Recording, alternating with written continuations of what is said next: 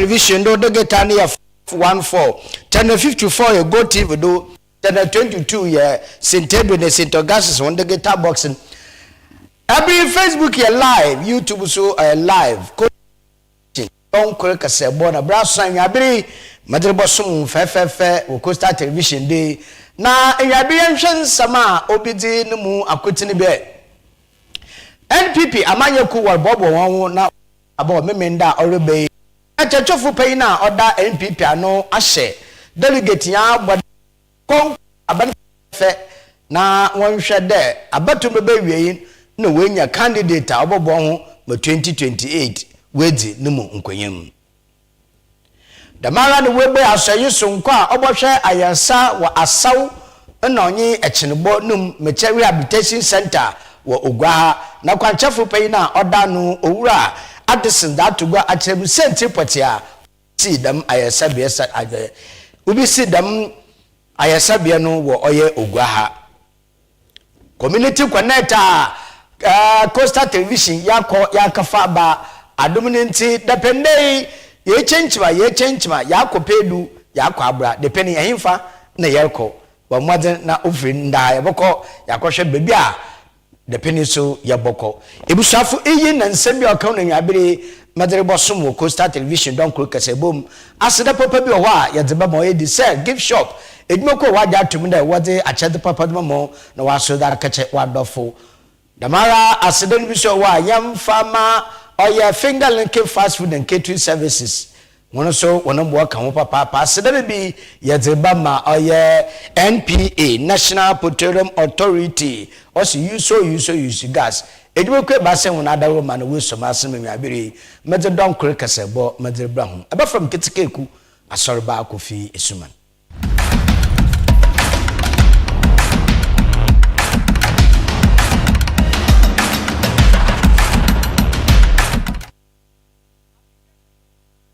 nsame nemu nchechirem wo APP amanyeku won hihye no nyimpenum na wode won nsam akọ waja atum de memenda orebe oboto won do aba na weyi kro no wetu franka odama NPP amanyeku afempi mebi onye edonu awotwe aba yeboko yakoto won eyente hihye na ewia aponum no wia peye na wode ndam egu akonum de memenda abato no bobodo na woto nsa fra nsamchofo na party ni mumba mpanyimfa wodan wo gwa ha titare mpo oye abatu commission ni mpanyin eno onye bambo edwumayefo da wombre na onkwohwe da ja obeye nyina agbowie peye a etim na aka miara nkaba oye abatu na ase eyenti bra wode nsam no bra ewie no Coastal Television yenye kwanchafo twotwofo pay na oda NPP amanyeku na no Cape Coast North mechere owura ebo Emmanuel Saba yene bonko bisande ana demencheche na neche nu ebenade na orehwe kwan wa bato a memenda orebe na nsama owura Emmanuel Ebu Saba de tugan ebi even kan mintia etefu na ahwefo oye election ayebeye oye memenda 31st January party na ze yedze biara on day this is that happen na ye wanyi sum day oye 31st no obeya asomdwe pepepe na yen ye je party mezi so ampa day ofibe to be no ya nsam ekoro ebien BCC that ye yimle ni na ye wi ayetum ye kan yembum na ye make sure so that the men some kra na ebien osisi no so oren katrado na Cape Coast North in particular yen say I na ye busia kru no mumba na egwa ato na yerpe at the point obi abetre na atwa na ihan bebe yeti di yemu na bibia abokwa wie tutuju na asomdwe so baba da man ya ye nyoto ye besia oye security committee nti se odo wodo to bia oye se ye nyime dada na ye so mo ye fe dada na ye wanyi sum so da ekuru so ye beye ndama oye memenda wase ware hyase anapa beye 7 by 2 o'clock na ya happen na obi aso bottle da man se se ebe bottle wi a ekọ about 2 years ago. Say party candidate be as an agent. I young Sano, Yaya session could the Eba canopies be our 1 hour train over channel at a distance. Warren back center where obey. Then yet to re no but 2 never back canoe baza. Obi aba na ya yemo ayefe na yewia ayenyi medam kuyimze ba ya MPP nkunzi the obo win biara oye candidate num na wo kɔ no obiara safete ihe na ye gizi dey wo mu bi obo win biara no onya za NDC candidate bia botumen nti abato ekoto no oye dem a ihe aye kɔ ebusia meet because obo win biara no ye ze no toto NDC ni biara obi enyi obotum nti ihe when you soon know obey a victory for the MPP party. Alright, Manuel Bosaba, no, the seminar do two go wa another bra. And some chofo nye abatu komisa. When you bamboo my full wish na wasn't to trimapa, would go aquanim. Where see asaya or moshe my sa na ye share aquado on kafa pans and way and umpo eduno me nemum obeya pomodin tentini asaw echenebo ena batentin wa pomunu we see them asay military rehabilitation center wo oye ogwaha na oye Africa Footprint Foundation owo gwa ena Africa Footprint International owo njesa abochimem ena woka won boma we see them asay a otedam na Africa Footprint International munitiri wo oye Denmark abochi na abra wodi dwumeda otedam bupemu ogwa na wugbe asay na no kwanchefo pay na other Africa Print Foundation ano ogwa ha owura Addison nsem to gwachire mpoti senti poti a onam do ma obisi da masoi dembre obaboa ma ayesa na ayehwe akodo na emom onkafa panze na wai anampole edunu no baba no onu hie papa pade obisi da masoi na odaboa adehye mo wenye wana ayehwe na wana ayesa owura Addison nsem odi togwa no yehwe bi. My name is Samuel Kweku Addison, and I started African Footprint International in Cape Coast, Ghana. And with that, we traveled a lot to different countries. Right now, I'm residing in Denmark. Because of that, I started Footprint Foundation also in Denmark, and for the same purpose like what we were doing in Cape Coast. And the aim was that the foundation could support the international in Ghana. So it's a kind of a support wing. But in Denmark, everything is independent, sort of. So that's why the other one is foundation and this one is international. Yeah, actually, if you look at me well, you will see that I shake a bit. It's because I have Parkinson. And having Parkinson in Ghana was difficult because we don't have the equipment to diagnose fast, to see that this is this. So I got the opportunity to be diagnosed in Denmark. So from there, I got to know that there might be a lot of people who are also suffering like I am, stroke and other related diseases. So why don't we Footprint bring rehabilitation center in Ghana so people can benefit from it? That could serve as our contribution to the community.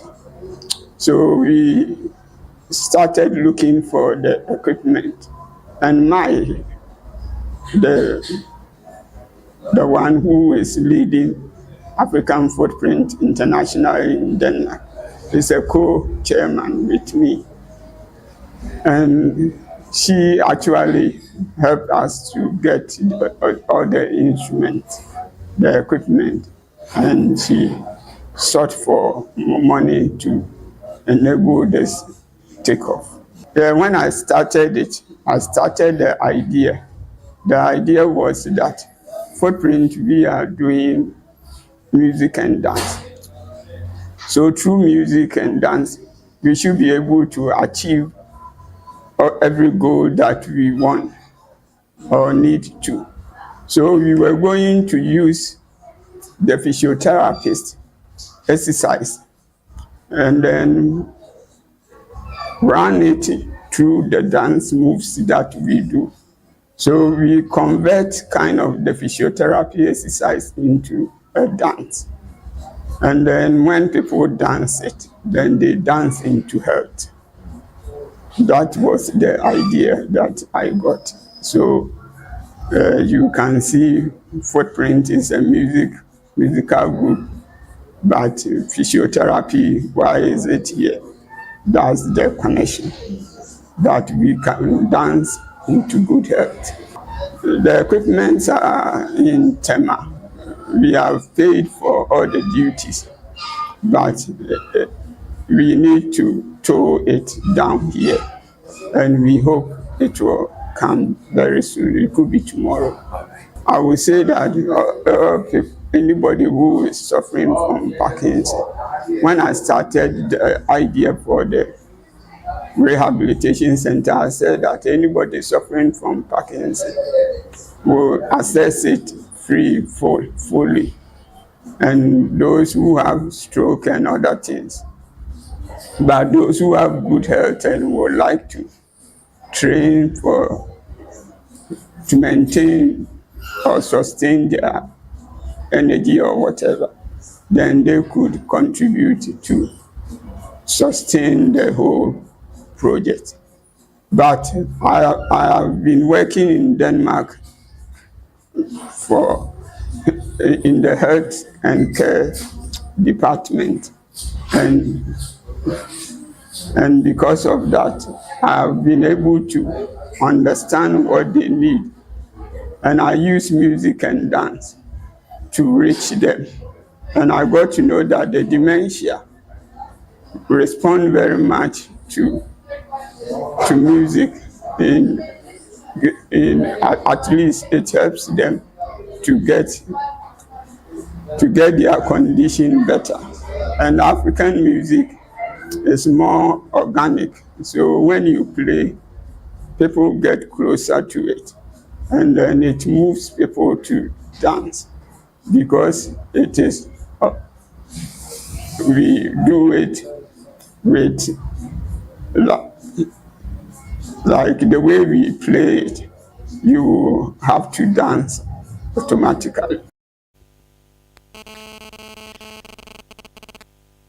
Now ura Addison kasewe in onam da damayankofa na da Ghana na onye Denmark abochimem hone ntamninti Denmark kwanchefu peyina oye aban na nemsi wa Ghana ha meche ambassador Denmark ambassador ura Jacob Linlof odinsam to gbache me de se ekọ Denmark a wo hwe Ghana fo chena wobo na sewa wasawon omankofu pi wonwaji na ababa no pode wotetro wo hwe wo se obi pe no wenye hona ya sa fefefe eyinti omakonwu da se da no oteda no da ma soyin wesibi nti wesi asoyin bi wo Denmark a wo abo nkofo pa na sa onya aka bandam na sa Ghana fo do hono nchen hona asaw woni bibi adokọ Denmark kaye na wunya asoyin ma nkofo nyi wapo medina o eden ye no wonfa mba oman Ghana na wonso wunya bi mfa nhwe nkofo wona woye dame ya ba ne bi oni ntira Denmark wonso wedi echi we bi si da masoyi a otedam Denmark High Commissioner Ura Jacob Linford national sama again ibin. So Denmark and Ghana, my country and your country, we have been very good friends and allies internationally for many years. And I think today's launch of a new rehabilitation center here in Cape Coast is a very good example of that. So we work on so many areas together.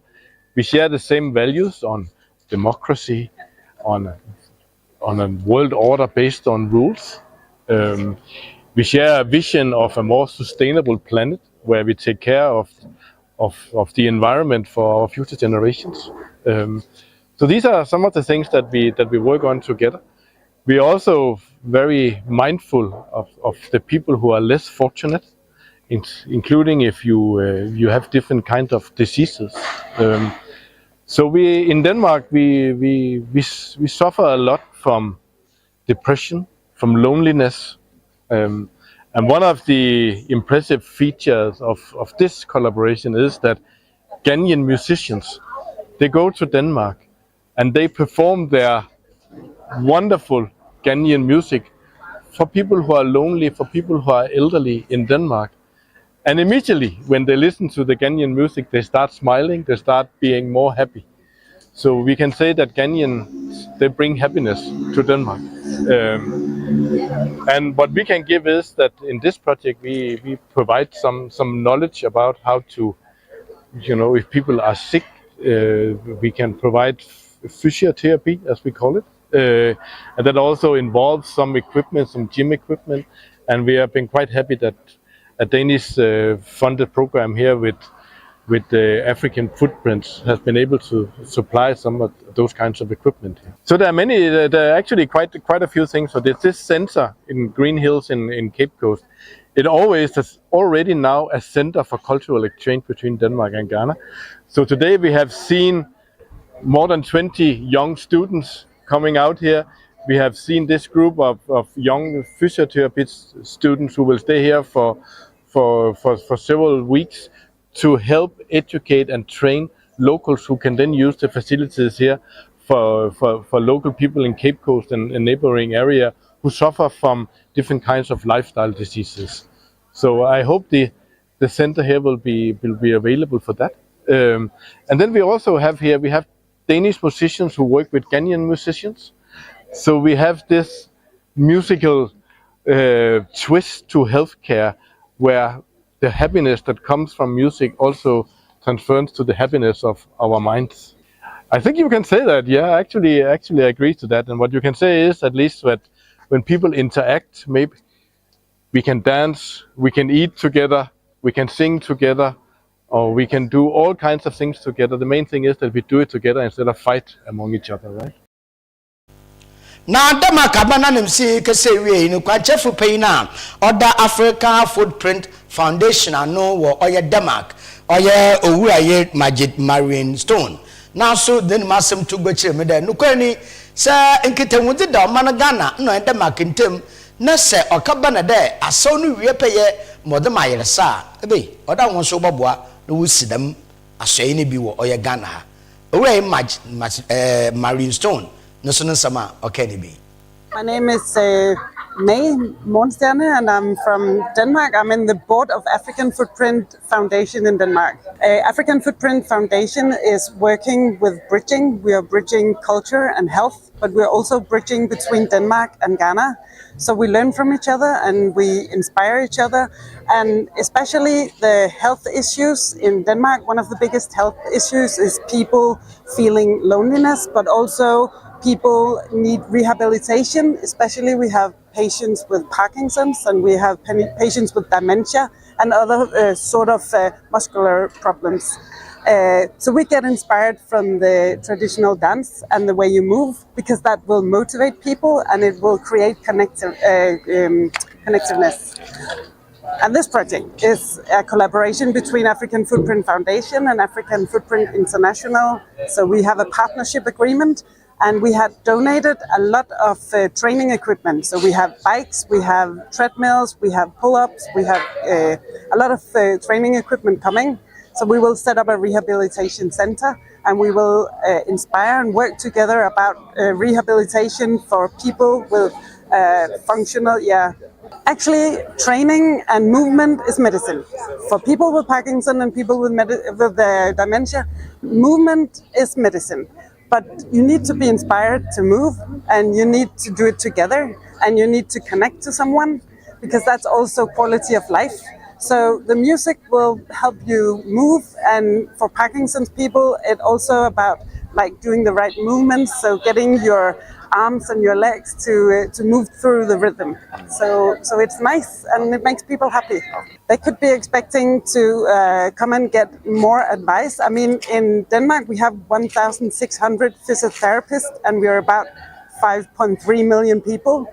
Here in Ghana, you only get educated 60 physiotherapists a year, and you're what, 44 million people. So it's really difficult for them to get awareness about how they can train. So this project will create awareness. We will go out with some pop-ups in the villages and other places in Cape Coast and tell about it. And then people can come forward to this clinic and also to our collaboration with the teaching hospital and UCC and get advices. So we have the students here, but we also collaborate with physiotherapists in Ghana.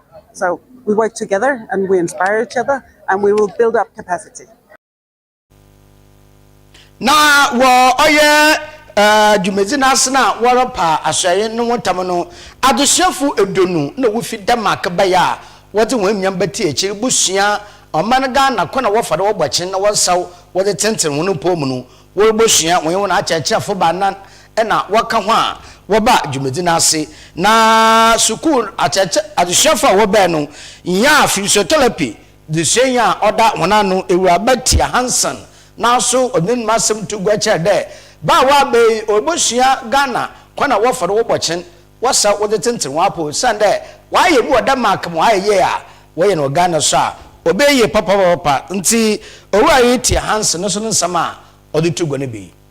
My name is Thea. I'm a physiotherapy student, and especially the music for example, dementia people. They don't remember so well as the two of us, and we've seen in practice that it helps these people to come up and get moving and just do basic stuff every day. To just come up and move their body. When every time we turn on the music, whether it's at home or here at the clinic, then we see more movement, more activeness with these people. And it doesn't matter if it's dementia or Parkinson, it's everybody. They are motivated to move when they hear the music and the dance. And sometimes it doesn't feel like it's a workout or training when you have to dance, because you can dance whenever you want. There's no like certain way to do it. It's all about what you want. It can be any music, whatever they like. It can be if they are very into 80s music, it can be that. It can be Ghanaian music. It can be anything that they like. Just that they can move their feet and they can just dance while sitting down or standing. It doesn't matter. You can do it. I would definitely say just give it a try, because if you don't try, you never know how it's gonna end. So give it a try and dance a little bit. Yeah. Ni na ya oya rehabilitation center sonkwa we bisin oya Addison Square ogwaha no ho nkomotwetwe na yanye Denmark adusuafo Denmark kwanchefu peina oda no mechire Denmark High Commissioner onye Footprint International mpefo woda no ho nkomotwetwe na yakohwe yanche donko kasabon Coastal Television na yamfa mbra ho na Facebook ya live, YouTube so live sesia menyu kese Damara so na degetani ya 514 channel 54 ya Go TV do channel 22 ya Sentedo de Sintogason one degeta boxing ya tiado na Coastal Television the jubedisun ko bi abobadi ya twintin oya community connect ente the pene bieni ya kopiedu ya kwa abura the pene yerukọ oya adesada ya kwhwe da adesada woni impuntu na kanko brone na nkesempo mo oya bai na kwana wafado opega adesada disiwo woni wanse woni adesua woni apomeden woni oya bambo meche security oteden na Omar bin Abdullah akwa probo onye assembly member ohwe abatompo so no do no onye na bonkomo yanko head okrodo family members Dama Coastal TV ya sha oya community connect etuma aye mbo chokomo ye fi etuma ye hu za obutu aka chen anamo mo akwa abojima hino a ya ya apo mi yaze mi aduma o won say ya mi adum ana buzu an san sajere listen from Andrews Gabra ona na mo assembly na ebe military area is papa was from papa honorable Eko ona ye nikinema was from ona kan obia onyum ti Izina was from me. On a lecture area of Friday. I decided lecture area. I decided lecture area. Chebia. Now the shots of my car. I decided a lecture area. bichara na nano opim onye car wash no onye tibia kon na yebo ehye yeba ha so a yen sudu na yen bohye yeko yeba na ha so a yen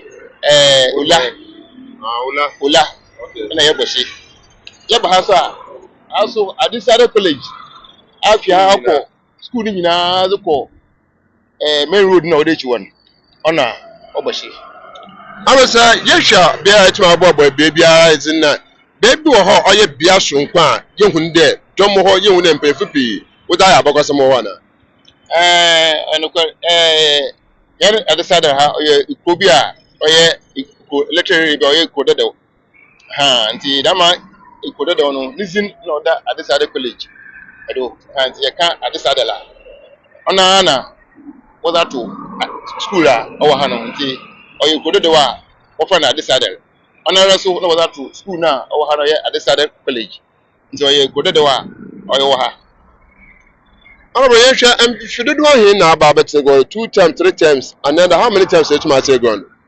And the first time I'm the first time I'm assembly. Yensha sanitation is some wire lecture or three. Yes, sanitation some yaza now. Oh, I can pa. Those kind of. I'm there. Yan board the summer as you know. But ubu chili yaza ubu chili pa from previous assembly man or bado no. Obeyebi, obetibi. Sira no when bubu wa chili. O sande ni container. Nti uturi nya agu fom. Uturi nya agu fom. Nti ame mebe assembly man no mbe hu de nwo no egu bebre nti mutu ana mo assembly ko assembly wenyim honorable George Sata wenyim ani kwari amakwan ma bebi tin boden ifiwo sisi ara no weti boden ifiwo enso container yebenya ezibesiwo wozi boden bugumzi yenye bi sisi anwo no wosanso otu bufom eba adesada estate so ye another border ho a sisi ara border no so why border bebre a so muza to wenyim mo hwe kwande obobana obebiti border otada sisi ara prem zugu akondo amede border yugo ha chelpa na itu hana mara na obeye overhead bridge bisu ha overhead bridge no obeye no store si yo wa he na no nsem bam kere o sede o mu bram store si ozi benechiri na bebi a store si no na overhead bridge no offer nti you move store si ozi benechiri nti wotin wura no ozi fi wo no na Mr. Opoti ozika no Mr. George Sata okachem de ka wotin wura no wi am announcement from community no na nka wonje wura tugu ha Mr. Opoti no so ba bitin wura no so oka the same thing as cham de mama mutu wonje wura tugu ha na onam de yenye bebi a yitu wura no gu nti no na muntu mi announcement from community no sande eko waye ko na wutu wura su gu waye ko no isi ya no immigration fu be si wadan nti waye ko nya wo wura no wo ba ha nti wotin wura no wi no na muntu mi announcement stra no wo wura no wo ba na onam de wo ba nti na me ya hyehyɛ me da gu akwem de isi la wo bi re bebutu wura gu ha bia no wo se de twe bibi kakra na e bo support se obofa wura na kwa itumi support kala obutu ba bofa wura no da kwa nti no me de assembly or there watch letters for all the literaries bibi o tu won bodo gu bia no bibi o tu bodo gu bia bu twe bibi kakra do azibo ho da do ogudo a binum I starting da but mami military no I started. This is the first time I'm starting. And you know, I haven't really go hano. Oyaza. Na, look at you one day. Damn the anchor. Oh my container. Na, if in sa, send over your uchun rugum. Obey. And so, honorable George Sata. My task today, December moon. No, my task today. Car. Or container. Container obey and container two. No was a cruboko. Hula. And was a crabber. Tibidakon 2 peno gutu maye nti at times goes on skaba assembly no ayi bia kan this is ya no ngwe no mfum na yetugu ngwe na yetugu fum say hwempe fa abobo ho nezini hiara ayan kete memfu no aba hokwo so ya ye bitu da message na the question amana djuma sam aya no yezna kaka announcement for management. One shot and thrown one back.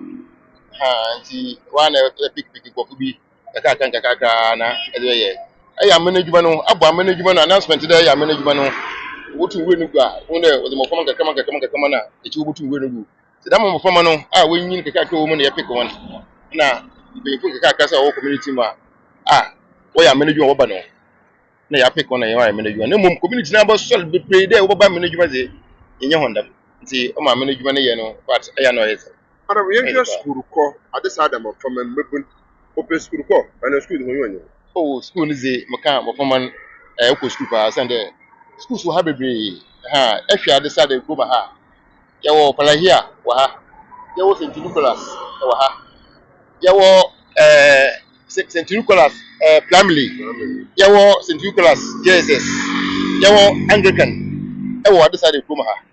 Into school, the school umpa, Timo Fomano, what can one school? you have decided a bambo, urban security. Listen, somebody the Yana, And his security is in fact, not to how Kaka. Send a car security, light, me, I can security. Here, like some equal assembly, since that equal assembly, light, in your light. I see, yesterday, honorable Kukuris Higgin, or the light Abba, but on light Beno, or Fra assembly members are where in this for Northern one. Or MPP from a woman is a more light maybe. Until your baby be who but light is someone we don't do the man. I assembly member. I was there, I wouldn't say there. Yeah, them light, I said them because assembly one more electrician be other man pamo.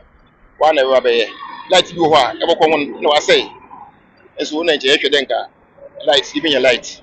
Since that time in your light up to this year. I'm not going to quick again. Obe no in there light or chair and come yes be but I may be. In the best be light in your it's also light over. The master now, young boy, you want to from a backer. When you went to that poster TV, what about our person do? No, my father about you, what's when you want to come? We want age of papa, but what Friday urban fat, the menu of papa. And my show find out what Banner Copan Adam was one good as we see. When you are Japan there, go to Wabakansa. Now I am open the 5 days, feed my announcement and my community no. Female leaders a woman once who are back this year. Now, about Sambiala, what you know what said, and which you know about Baka. Now, that's all. right. Dama, yes, in Kerikere, you are at the Sada, electoral area. Constantly community connect, and until ever behave. In your honorable assembly, as in Komopi, sanitation wants some to Miaka, Bamman wants me to Miaka, security to Miaka has some. Then, honorable soon or tomorrow is there. Sister Bia Butumutu Regu, Yada, Papa, upon Bien, at this other across this other secondary school. Karakanafa, so senative, Mutu Regu, Sister, want to more clear one to her, I want to more unit. The mouse no other wire, because it was where she's a cry. Sister Bia Metri, a band, she said, Adaroma, watch your oil at this other college, school then or tomorrow, so don't want to move, the corner for that, which you try to it's a warrior, and some of better no. Nothing but a school for our Kusiadi, what to walk across Carpana for Antonia, Carbo into warrior oil sando, oil footbridger, what to know for them. Down footbridge, Yatra, oil in nature, what to wash us it out, what to oil Muna Aho, our way say, down footbridge, over to Wesmum. The master Musha, oil Mayma, be a cameraman next to the source I hope or some do. Demonstration was a footbridge and Oka. Until the source in the question, I'm a footbridge and soup with a baby at Messi. Yes, say, what to know where I am point to ma'am of a better burning. Yet to Abba, yes, I'm paying for no more than 20 minutes. At 2 minutes more, then pay for the ordinance and also cabinety. Here, Honorable, Andrews, Gabra, and about your command nephew when there, Anna, we are community engagement or your way. Yeah, the main oil to major baby say, one person day, Obaba, my oil at Trenching, oil footbridge, and to me a year pay. Answer and honorable, yeah, be said, what by the men some day, oil and the Marconia, what about folk with their son in it? When we are community engagement, or from people from Accra, Mama, that will be shame, ma. When you know, there, or baby, you to them, as well. na miji tuma na da min jin tum na musu musha isha diso school ha school so to tedi na ka kan de wo tizi wo ya oboboa ma mo frama am pefi na no ofua oboboa wan na nti wan mi ye hye mum na miji tum ma hinya ko e be hia stores na owo ha no e be hia won na wo stores nyina won yo ka say ma ye ko meeting wo assembly if you want to so meeting wo region office go di share the last meeting now over be here o December mu no on the benye kwa na me fine benye kwa na me to man ko bi so wa ko ma bibia ya fine o so there umu source no page na over start to head page o so dem Honorable, this there, your stores can acquire a bill a basa and then a num esia kuno do about baby and a day basa and a source of to our market. It's no common of to be in your casino. What better would you to make wish it me that's on your sabby there once more to more to go about to who ha. And bro was more than go to the upon the dado. That's na can go. It's a saying you papa. But you don't be also what last meeting is it say mama actually we move on akwechi I dey go to kra we move on akwechi na space na de hona otumo aye dama footbridge o dem no otumo aye Ishema hwa woye kwai nkita wuza woye wuze na nyanam a wona adoton wa ha wotumo didima wo ka de embedudu ahin na ogu wie dem project ni hina ana wanka hwe kra nka project is embedudu a wo kare was ba start no ko ho because last year we no ko ba start now me the stores no we was the assembly court the assembly court the court am the when you was nan the dama go head page na footbridge na obey no say wotumo ye ti wanji was nan but asase no ze na as telephone on pe ti bi ko accuse bi there amina mo me ye ma wotu wan na ze so now yeah abandon share also there oye dama footbridge no was my community ti sisia sasa igmenti we do say we move source no page na wotu mo ye footbridge at that Honorable answer na ibu de mpempese yete that the men sound dey no nchowo bebia oya da meka washi wa we sabro sani da ncha ho na akwa kapim abanda na isi obabuda ana bia ho na sise mpefa ai nweduma amede yezi hu nyina hie that time na abasan no wonsi that time na wonsi abasan no and so amede stores no ntwe move ntam nti nimuna na ore boko ye car wash and kusi amede no that time na obe na ko nyina ko peg ko nyina was by but all of a sudden no you want to visit amede na was no this war Honorable Andrews Gabra ana yetumina eyene kwatwetwe nkomo oye nletore ya ha na yetumi agent nletore ya no ana otomo checheche de oye Adisade College owo nletore yem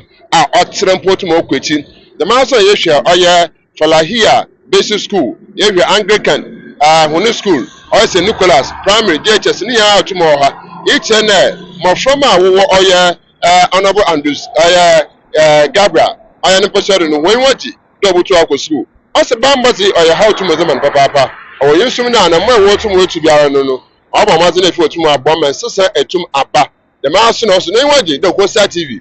Waba Abba cancer, therefore to my it's a better as Papa. Now, ya can sim, Papa there. What to know that to me there. The Mabwa, Fida, also this is a hatred pa, Nanosa Pro, or Unia, a broad Unia, or Honorable Ishak, or Hussein.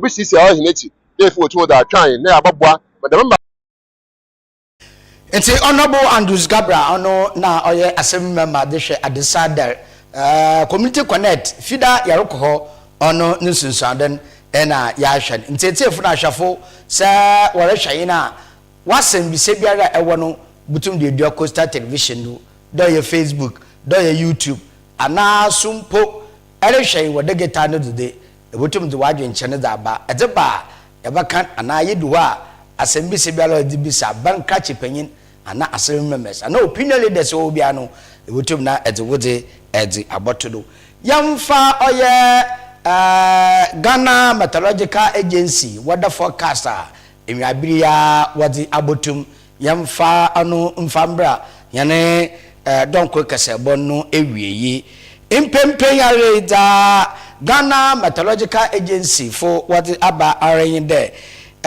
yewura ahamatanum nti ehwe wiem na ewiere bososampara na so numu ni ye winwin oyo kusukusu kakra nti winwin kusukusu oyo oman Ghana yana ye wompa no mpa ni nyina na da migira bi otedam no oho zemahin nti yesha yene coastal bulletin yene temperature aye akosoro pa another akofom akofom pa no de hina ye wompa no mpa ni nyina akofom no oye 24 degrees Celsius akosoro a oye 34 degrees Celsius awona yewo oye kwam no so yene so yene temperature obowo foma akofom no kwa 22 degrees Celsius okosoro 37 degrees Celsius echi yene ewo etifidu mantom no okoma yene papa usande yene temperature okofom kra oye 20 degrees Celsius no bokosoro papa ekegina 38 degrees Celsius nata na no bayeden oye awawon enti sa wonu na no bayeden da ebire no na o ma wo na ye kasepa enti se eti ben oye etifidu mantoma mo hia de ma wan de ebe hwe kuntu na ebire efura anampo ebe hwe atara nsa wo wal ahye na awo no onko mu no onka fayereba onfamlo ono na Coastal Television don ko kasebo yedere braw ebusia men ko wie wo oye Cape Coast District Court 2 nsembi epewa otimwafa otenegom her lordship oye ma me Claudia na abe odenimbo yi bi daba wa hyede wonfa oba payin bi nkoto ifiade na ebena depoti na mami ayenti na wase wonfa no ba nkoto ifiade ebusiafo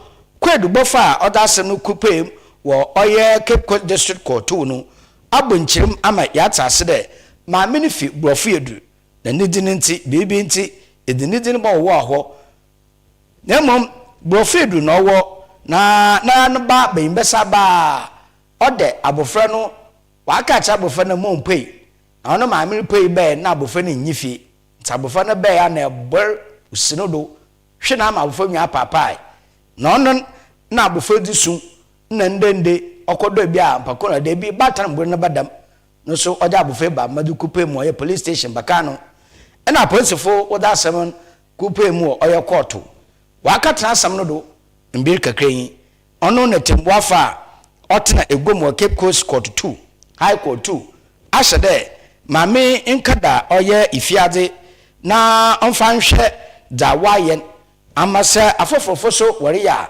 na wahwem wesua pa na ba wedinfi awotwe be mesa ba wedinfi awotwe obuna manum nya papai ono na wasandon kede fiade bosom anan na bosom anan nya neche no onseni ntu esika onfa pata oye court wada wayen ebusuafo nya adehye na ha na brema mamkwan mamede don kore kasebo no medi besi aseda papa bi wo ho a yedeba ma oye dessert gift shop ose tade na charge damara ena finger link fast food and catering services ose dedeba mpa na feel good pa aseden bisu yedeba ma NPA National Petroleum Authority ose use gas de oya affordable eduma ku ba se wona adawroma na we so ma se no nwabere mete don kore kasebo mede abrahun aseden bisu nkoma oye Uncle Ben ena onye ejafrep enuane mi wona adawroma pimpiem freni ya kama wodemam befam ketika eku ASORBA KOFI ESSUMAN mo nyina mo na hwa ahenwa abraw enyado onyinda no so ya wona ochina